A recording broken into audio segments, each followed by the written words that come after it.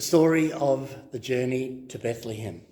Let me read to you just a couple of verses of this passage for us. Luke chapter 2.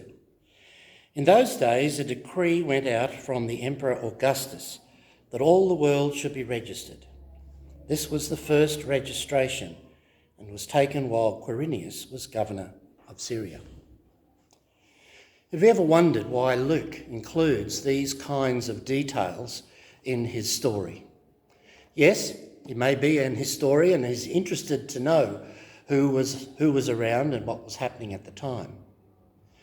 But maybe Luke is also wanting to say something to us about what's going on in this story of the birth of Jesus. God is the Lord of history against the lords of the earthly kingdoms. There's a confrontation taking place in this story between the rulers of this world and the ruler of the world, seen in the baby Jesus. Note in this story great things and small things. There are great figures of history, great rulers who have great power. There's the great family of David.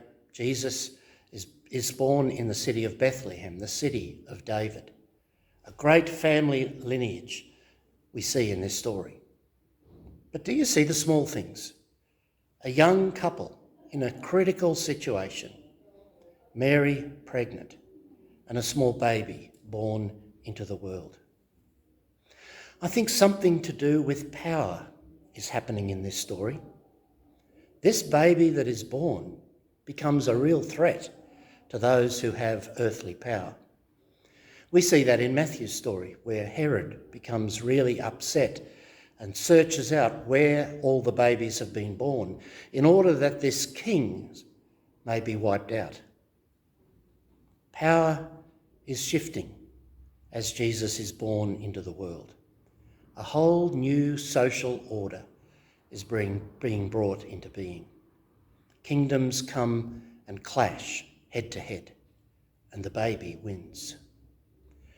As we celebrate the Nativity again this year, amidst all the sentimentality and wonder of the story, let's also understand something of what God is about in the birth of this baby Jesus, of the way in which the powers of this world are overthrown, and God's kingdom is established in the world through you and through me. God's blessing.